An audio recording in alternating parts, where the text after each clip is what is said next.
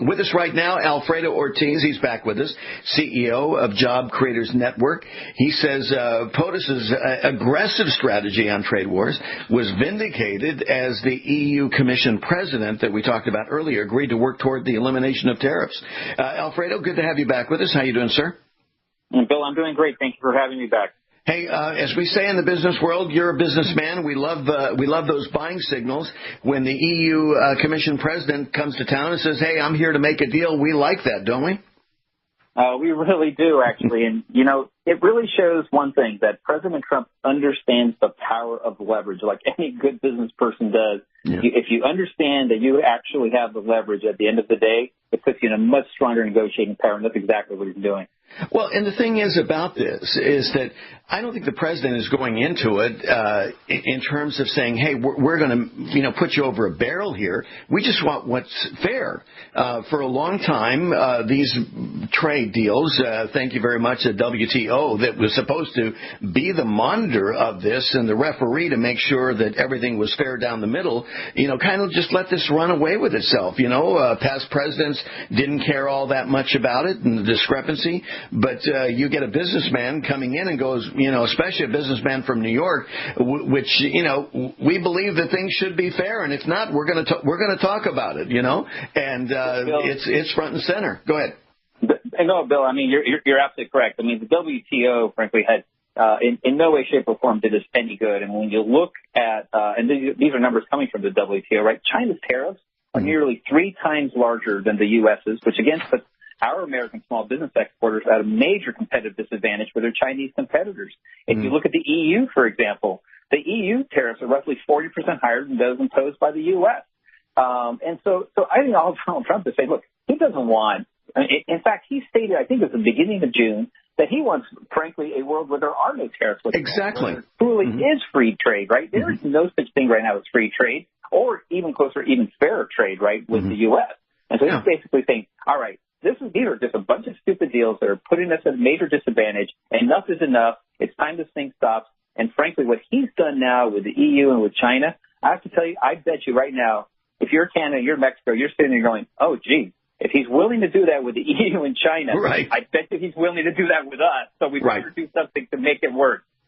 Yeah, why couldn't there be equity here? I mean, like all of a sudden, because we're Americans, we're supposed to be paying more? I mean, I understand. Look, we are a giving nation, and the reason that the WTO and all this trade situation began was the United States, out of the beneficence of this country and our generosity, said, hey, look, we're going to buttress up and support the West and Western civilization, and because of what we did, look at what we have today. And these countries should be grateful, just like the NATO countries should be grateful, and all the other countries that are involved with the United Nations, for example, that the United States has led the way to, pursue peace, to, promote trade that is advantageous, and they've taken advantage of this because it wasn't like they've come to us and said, hey, look we've been doing this long enough, we think the thing should be fair.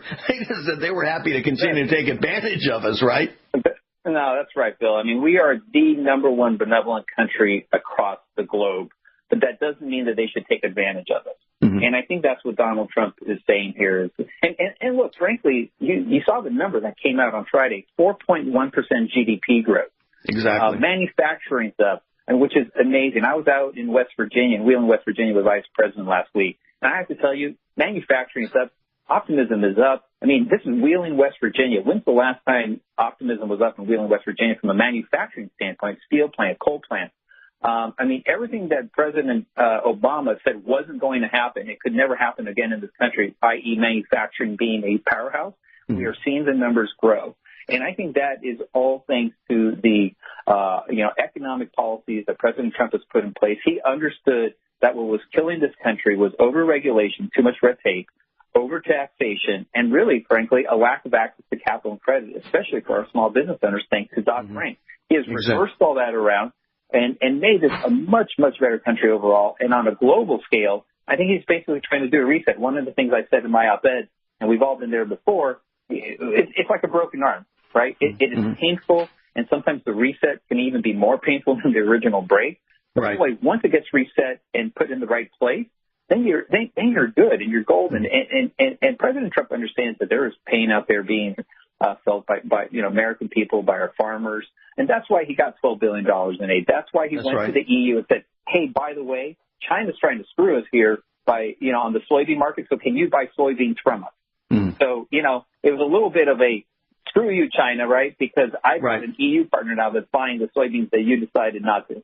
Well, and that's what's going to happen through this, and this is what takes place in negotiations, as you're well aware, Alfredo, is that you find out who your friends are as you get through this, because as you say, and I said to the audience earlier that we're in a grief to happiness ratio. We found ourselves in a grief position dealing with trade as it is today, but in order to get to that happy area, we've got to get through this, through that road less traveled and deal with a little bit of pain, but along the way, there's good news. I mean, we've already got some, positive indicators, and as you know in business, your value enlarges as you're able to project and predict, what your organization is going to do, how you're going to produce.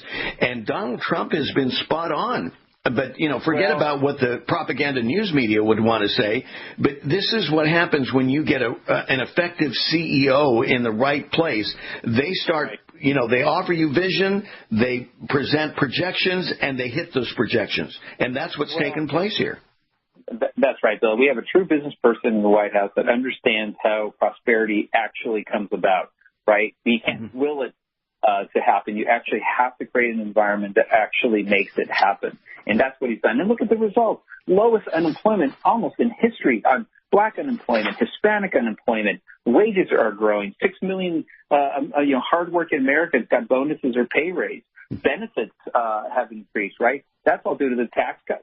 And then you've got the deregulations that are happening 22 to 1. Mm-hmm. Frankly, the fix finally that happened in Dodd-Frank is hopefully going to reverse the disastrous effect that Dodd-Frank had on our community banks. Over 2,000 community banks were eliminated, and those were mostly in rural areas that used to help our small businesses. Yeah, these mom and pop banks. That's just, it's heartbreaking to think about what Dodd-Frank did to them.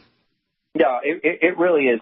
So what, the last, thought here is, I put in the op-ed really is, he understands, just like any business person, right? You invest back in your business when times are good. You take a little bit of that profit or a little bit of that cash flow and you put it back into your business. You may have to close the plant down for a couple of weeks or something like that, to reset it. But that's exactly when you take these chances, when you invest back in your business when times are actually good. And at 4.1%, that's a pretty good time to invest back in.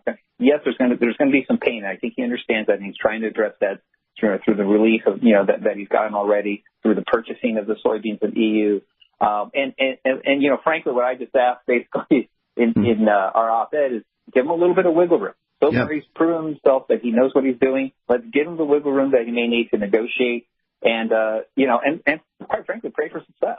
Yeah, exactly. And, he's got a track record, and I'm with you on that.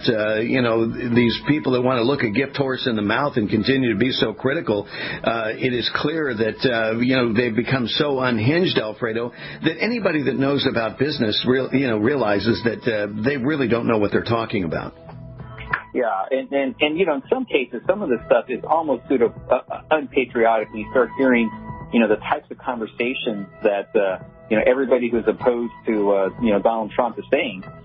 It really is something that is, it's troublesome, because that's just not the way things should be, right? Exactly. We ran an ad at USA Today on Friday also, it's the economy stupid, right? Yes, right. I don't know what the Democrats are thinking, but here's one thing, my last party thought on this one, Bill, is that, the Democrats need to quit playing politics and get behind American success.